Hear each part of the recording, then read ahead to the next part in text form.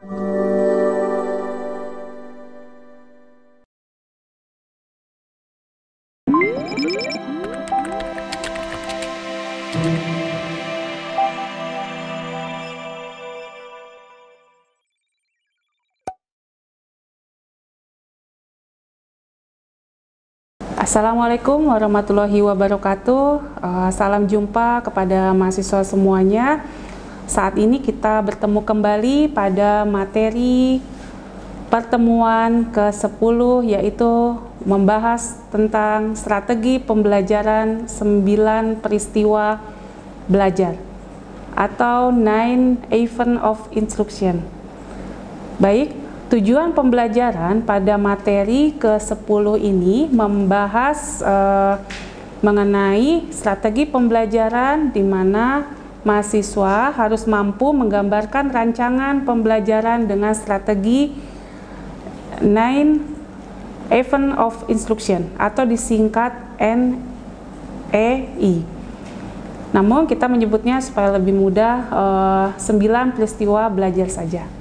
Baik, poin yang akan dibahas pada materi pertemuan 10 ini mencakup mengenai konsep pembelajaran 9 peristiwa belajar, kemudian langkah pembelajarannya dan tips pada implementasinya jika diterapkan pada kelas. Selanjutnya, baik kita lanjut pada konsep pembelajaran 9 Event Instruction menurut Gate. Gate mendasari pada teori pemrosesan informasi yang terdiri menjadi 3 tahap, yaitu tahap pertama adalah seleksi, kemudian integrasi, dan organisasi, yang merupakan salah satu sub-sub belajar dari pendekatan kognitif. Interaksi antar faktor eksternal dan kondisi internal menghasilkan beberapa jenis pembelajaran.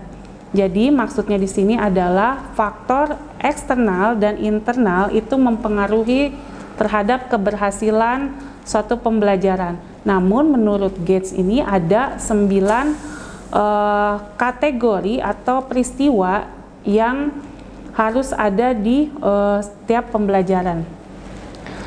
Gates membagi hasil peristiwa pembelajaran ini ke dalam 5 kategori. Pertama, keterampilan intelektual, kemudian kognitif, kemudian informasi verbal, kemudian keterampilan motorik dan sikap sebagai kemampuan yang dipelajarinya. Itu adalah 5 jenis hasil dari ketika guru menerapkan konsep pembelajaran 9 Event Instruction. Berikutnya, yang dimaksud mengenai keterampilan intelektual dipandang sebagai tingkatan kompetensi pada tingkat tinggi di ranah kognitif, di mana proses kognitif seperti ini menerapkan prinsip-prinsip pada suatu pembahasan yang mengarah kepada suatu permasalahan atau studi kasus. Biasanya peserta didik harus diberikan suatu permasalahan atau studi kasus di mana mereka bisa menyelesaikannya. Nah, peristiwa tersebut itu menggambarkan bahwa peserta didik mampu mencapai keterampilan intelektualnya. Banyak strategi yang mengarah kepada keterampilan intelektual yang lebih tinggi gitu ya. Seperti problem based learning itu juga sama, salah satu strategi yang memang bisa memunculkan keterampilan intelektual dari peserta didik. Kemudian selain dari keterampilan intelektual, Gain juga menyebutkan yang kedua, yang jenis keduanya yaitu adalah kognitif atau strategi kognitif. Di sini strategi kognitif ini mengacu pada kontrol peserta didik atas proses belajar mereka sendiri. Siswa memiliki strategi kognitif untuk dikelola secara internal. Jadi mereka itu punya punya caranya sendiri bagaimana untuk menyerap atau memahami suatu materi.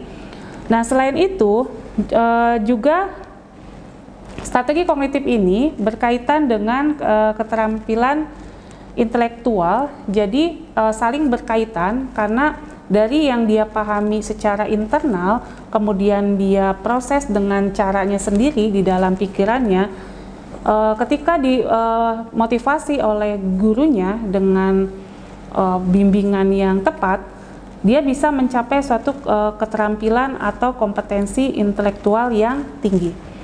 Itu adalah konsep dari 9 peristiwa belajar yang diterapkan atau digagas oleh Gain ini. Berikutnya, informasi verbal. Jadi kita bisa lihat selain dari keterampilan intelektualnya, kemudian dari kognitifnya, juga dari informasi verbalnya yang muncul dari peserta didik. Menunjukkan bahwa pengetahuan yang tersimpan, kalau di sini ya, merujuk pada pengetahuan yang tersimpan dari memori belajar. Jadi sejauh mana mereka mampu menyimpan materi yang pernah diberikan oleh gurunya, dan guru bisa mengeceknya itu ketika di awal pembelajaran pada saat apersepsi. Guru bisa mengecek pada materi yang sebelumnya melalui pertanyaan-pertanyaan ya, untuk dicek apakah kemarin belajar apa, kemudian sudah memahami apa, sehingga guru bisa lebih mudah untuk mengaitkannya pada saat pembelajaran. Itu adalah poin yang ketiga dari konsep pembelajaran 9 peristiwa belajar. Kemudian berikutnya itu adalah keterampilan motorik. Nah, setelah kemampuan kognitif ada juga keterampilan motorik. Jadi 9 peristiwa belajar ini adalah suatu aktivitas yang harus muncul di setiap pembelajaran, baik itu menggunakan metode yang berkaitan dengan kognitif, afektif maupun psikomotoriknya gitu ya. Jadi memang harus ada gitu ya pembelajaran yang melibatkan semua aktivitas yang menurut Gain ini dianggap efektif gitu ya, seperti itu. Nah, kita lanjutkan kembali mengenai keterampilan motorik. Keterampilan motorik membutuhkan koordinasi antara pikiran dan otot. Nah, kalau dalam pembelajaran biasanya kata kerjanya itu adalah menyajikan atau mendemonstrasikan, karena ketika siswa atau peserta didik itu mampu menunjukkan, mampu mendemonstrasikan, itu merupakan hasil dari kemampuan sensorik dia terhadap terhadap memorinya, terhadap materi yang diserap pada awal pembelajarannya ketika guru memaparkan suatu materi, sehingga guru bisa melihat refleksinya itu pada keterampilan motoriknya. Dengan apa? Guru bisa dengan memberikan suatu sajian atau memberikan suatu pertanyaan, kemudian instruksi pekerjaan yang harus dilakukan, baik itu individu maupun kelompok, kemudian peserta didik harus mengungkapkan kembali dengan gaya dan caranya sendiri. Nah, di situ kita bisa melihat sebagai pengajar atau guru udah sejauh mana pemahaman mereka terhadap suatu materi yang telah diberikan. Walaupun proporsinya misalnya kalau dia kata kerjanya itu adalah kognitif, tapi tetap ketika guru memberikan kognitif itu caranya adalah dengan ceramah, tapi kita harus tetap memunculkan keterampilan motorik ini untuk melihat sejauh mana pemahaman mereka, seperti itu. Selanjutnya yang kelima itu adalah sikap atau afektif ya. Jadi sikap ini berkaitan dengan indikator-indikator yang biasanya memang tergantung dari materi yang ada dalam kompetensi. Sikap apa saja? Kalau di dalam kurikulum 2013 kita sudah sama-sama tahu bahwa yang difokuskan itu adalah sikap religius dan sikap sosial. Guru bisa memunculkan sikap ini secara ada di setiap dalam satu pembelajaran. Bisa itu dari kegiatan pembukaan pembelajaran, pada saat pembelajaran, atau pada saat akhir pembelajaran. Nah, sikap ini adalah mengarahkan tindakan pribadi ke arah apapun gitu ya. Jadi bisa mengkondisikan, memunculkan sikap ini, misalnya sikap religius. Kita bisa membimbing siswa ketika pada awal pembelajaran dengan mengkondisikannya untuk berdoa. Walaupun memang kalau dalam inti pembelajaran tidak sama sekali memunculkan sikap ini, karena memang capaian kompetensinya itu adalah memahami atau lebih pada kognitif, sehingga kita bisa mencari dari aktivitas pembelajaran untuk bisa memunculkan sikapnya itu. Selain dalam kegiatan inti, bisa kita selipkan itu di awal pembelajaran atau di akhir pembelajaran, misalnya dengan berdoa, atau nanti di akhir ditutup dengan berdoa juga. Kemudian kalau untuk sikap sosialnya, kita bisa lihat pada interaksi guru menerapkan dengan ceramah. Nanti kita bisa lihat muncul sikapnya itu adalah ketika sama-sama siswa diminta untuk mengungkapkan argumennya, kemudian bagaimana respon temannya, dan itu kita bisa lihat interaksi sikap dia terhadap respon teman lainnya, seperti itu. Oke, itu adalah yang tadi sudah dipaparkan 5 kompetensi yang harus muncul di 9 peristiwa belajar ini, harus diupayakan muncul gitu ya, seperti itu. Nah, berikutnya ada tahapan belajar yang untuk menerapkan model 9 event instruction ini. 9 peristiwa belajar menurut Gantt ini adalah langkah yang harus berurutan ya. Langkah pertama kalau dalam bukunya itu adalah mendapat perhatian. Jadi bagaimana guru ketika awal pembelajaran itu harus dalam persepsinya harus bisa memunculkan atau membuat siswa dapat fokus terhadap materi yang akan dibahasnya. Ya, banyak cara yang bisa dilakukan pada saat persepsi untuk menggugah semangat atau motivasi dalam belajarnya. Itu yang menjadi utama gitu ya. Ketika kita ingin menerapkan model 9 event instruction ini. Kemudian langkah keduanya, memberitahu peserta didik tentang tujuan pembelajarannya. Nah, di setiap strategi pembelajaran yang lain juga sama ya, harus menyebutkan juga tujuan pembelajarannya.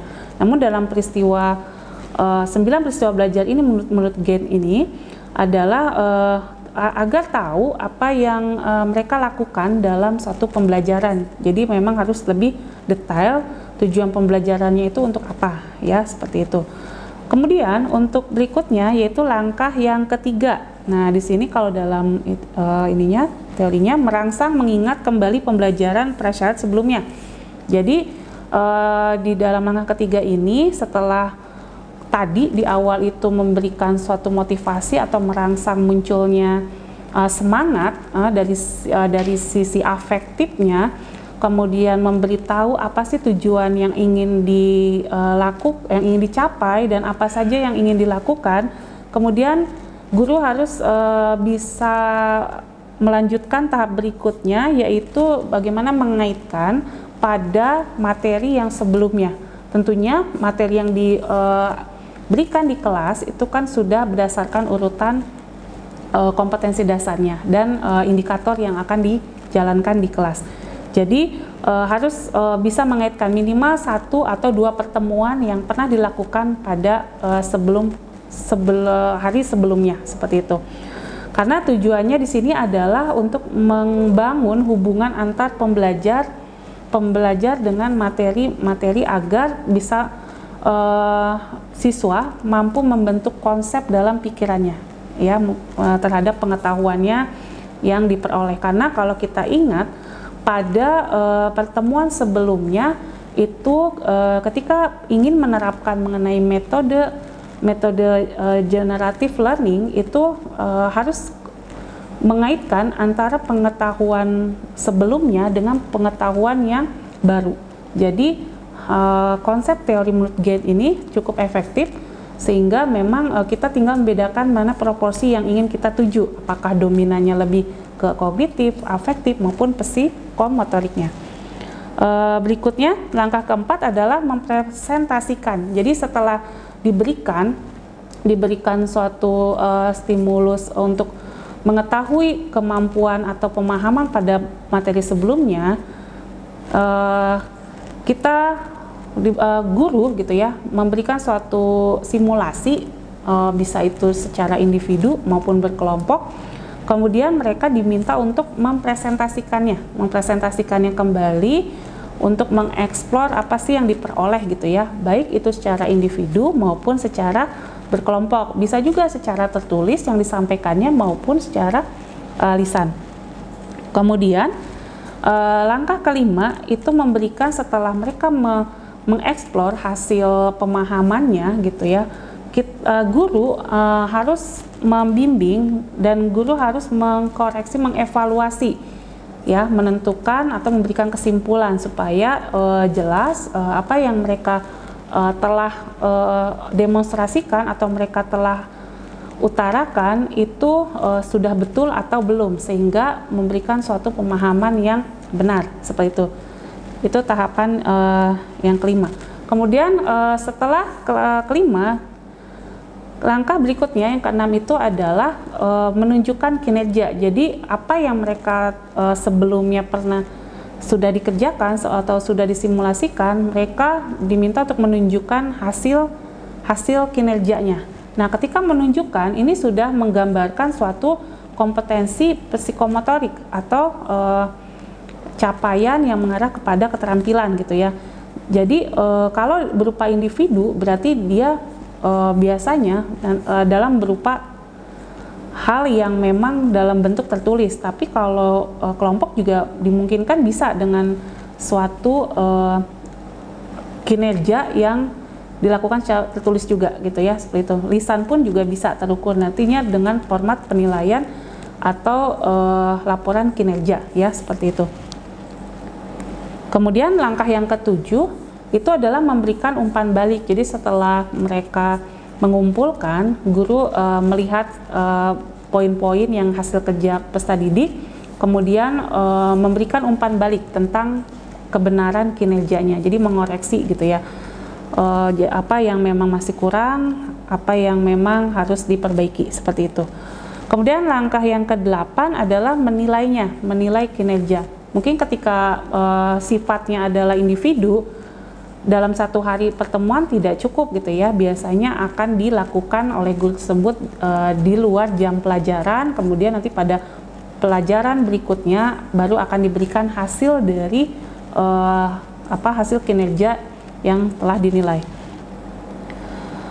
Oke, berikutnya yang ke-9 itu adalah, kalau di dalam penjelasannya di sini adalah meningkatkan retensi dan transfer. Ya, peristiwa belajar terakhir ini terkait dengan memberikan isyarat dan strategi di mana untuk meningkatkan retensi dan membutuhkan penerapan pembelajaran yang baru, menunjukkan kinerja. Nah, hasil yang sudah dilakukan oleh peserta didik kemudian sudah ditinjau, sudah diberikan arahan, bimbingan, kemudian diberikan suatu nilai. Nah, hasilnya itu merupakan suatu rekomendasi untuk dilakukan pada proses pembelajaran berikutnya. Ya, seperti itu. Beda dengan konsep generative learning, kalau dia adalah untuk memahami dari sisi kognitif antara pengetahuan sebelumnya dengan yang baru. Kalau ini adalah hasil kerja. Hasil kinerja itu menjadi landasan untuk mengaitkan pada pembelajaran berikutnya, seperti itu. Jadi proposi mengenai model pembelajaran 9 peristiwa belajar ini, memang semua kompetensi ranah, semua aspek itu muncul, baik itu kognitif, afektif maupun psikomotoriknya. Jadi memang membutuhkan konsep pembelajaran atau kondisi kelas yang kondusif gitu ya. Jadi memang perlu dipilih juga, dilihat situasinya seperti apa mengenai kondisi sekolah maupun karakteristik peserta didiknya. Oke, berikutnya tips untuk implementasi strategi 9 event instruction ini, guru pertama-tama menentukan hasil dan tujuan pembelajaran sesuai dengan kemampuan yang dipelajarinya, baik itu keterampilan intelektual, informasi verbal, strategi kognitif, keterampilan motorik, dan sikap. Kemudian memilih strategi pengajaran yang tepat, metode, teknik, dan taktik untuk mengembangkan materi pembelajaran sesuai dengan masing-masing objeknya.